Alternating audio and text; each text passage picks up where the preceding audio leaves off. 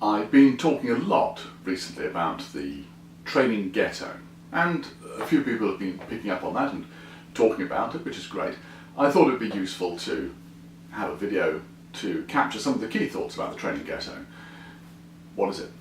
Well, the point about the Training Ghetto is that rather than us thinking about change as just a straight line where you can change slowly or you can change fast, things are more complicated than that for learning and development. In particular, we can think about change of the learning and development department in relation to the rest of the organisation.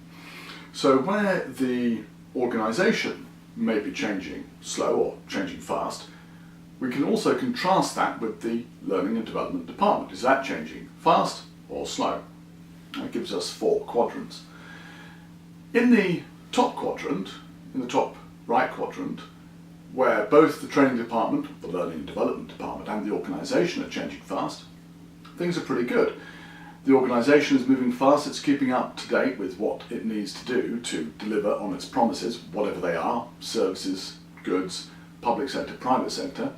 And the training department, the learning and development department, is supporting that by delivering services and by providing the tools needed to do that.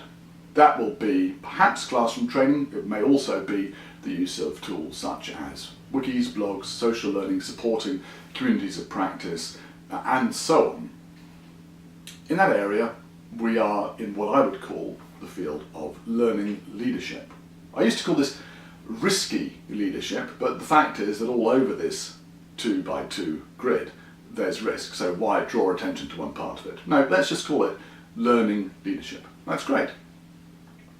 What about the diametrically opposite quadrant? What about where the organisation is changing slowly and the learning and development department's changing slowly? Well, here, again, actually, things are pretty good, at least superficially. Things seem to be well because there are no challenges from outside. There are no challenges because the organisation isn't changing fast enough to keep up with them until, as inevitably happens, the organisation is blindsided by a change it didn't foresee happening and suddenly it goes bust. This is not some hypothetical situation, but it's something that happens all the time.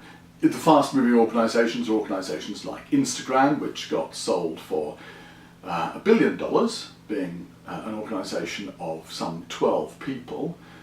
The slow-moving organisations are organisations like Kodak, which actually invented the whole concept of personal photography, but which had to file for Chapter 11, basically go into voluntary bankruptcy, in order to be able to sustain itself, because it hadn't kept up to pace with things well enough. So this position where everything is quite comfortable, where we don't have to change, where training is delivered in the same old ways, probably by delivering courses on a regular basis that are altered perhaps once a year, is a comfortable place. It's comfortable, but it leads to extinction. So I call that quadrant the quadrant of comfortable extinction. It's a bit like the famous frog in the pan of water. I don't know if this is true or not, but you're familiar with the story. You put a frog in a pan of cold water. It's cold-blooded. As you increase the temperature of the water, the frog adjusts until eventually the frog dies because the water hits boiling point. I don't know if this is true or not. I certainly have never tried it with a frog, but that's the position you're in if you're not moving and changing fast enough. Well, what if you are changing fast in your learning and development department, but the organisation isn't? That can be immensely frustrating, and I know a number of people, a number of training departments that are in that position, in the public sector, in the private sector, where actually they've got great ideas, they want to move ahead. The organisation, though, is very set in its ways. Particularly, it tends to see training as typically the place which always does what it always does, which is classroom training. Nothing wrong with classroom training necessarily, but it certainly isn't the place where there is enough fast-moving adaptation to today's changing circumstances for business.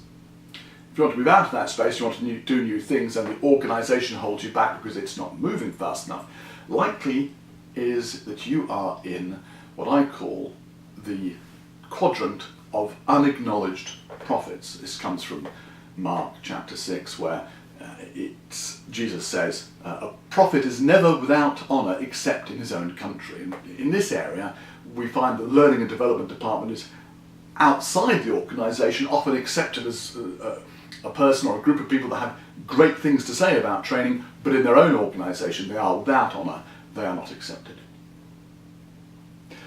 But the most important quadrant is the one I've left. The one where the organisation is moving fast because it has to adapt to the changing circumstances of the world of business that we're in, but the learning and development department isn't changing fast enough. We are not moving at the same speed as the organisation. What happens there is that the organisation, or bits of it, are doing exciting things. The marketing department may be, for example, dealing with customers by having, I don't know, an online forum, for example, some form of community of practice, which is effectively a learning tool. They may use Twitter and other communications tools, again, a crucial part of contemporary learning and development. Sales may have some form of interactive device for dealing with, but for interacting with customers and for sharing information between themselves. And R&D perhaps is using a wiki to share information very effectively across knowledge workers. These are all, one way and the other, devices and approaches which are around learning, and yet typically the learning and development department is not involved in any of these. Why? Because it's not seen as being up to speed and in touch with the business. Instead, it's seen rather as being, well, that place where you go to do your onboarding, so new people get trained there, and where you do the compliance training. And that area where training is seen as being something outside the normal remit of the business, something a bit different, is what I call the training ghetto. Training ghetto is a place where people look a bit different, they talk a bit different, their language is slightly different. You go there when you need to get something done, some induction, some compliance training, and then afterwards you carry on with business as usual. And it's the worst place for training to be because two things. Firstly, it means that we are not doing the best for the business.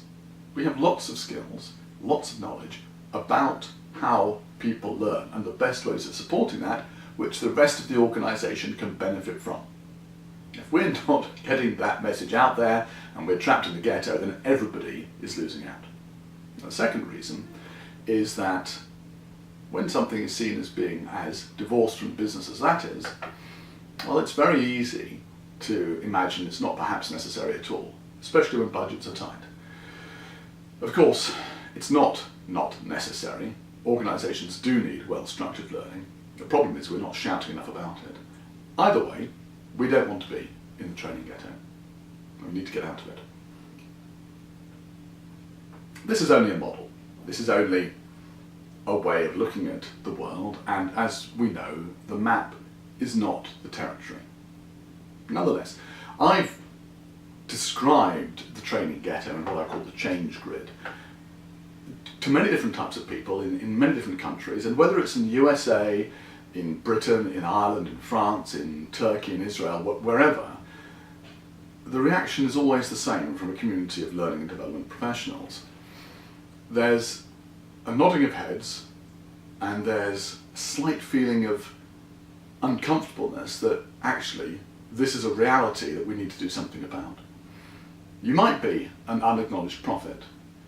You might be in the training ghetto. You might be a learning leader, which is great. Whichever part of the grid you're in, though, you might want to consider, if you're not a learning leader, how are you going to go about getting to that position?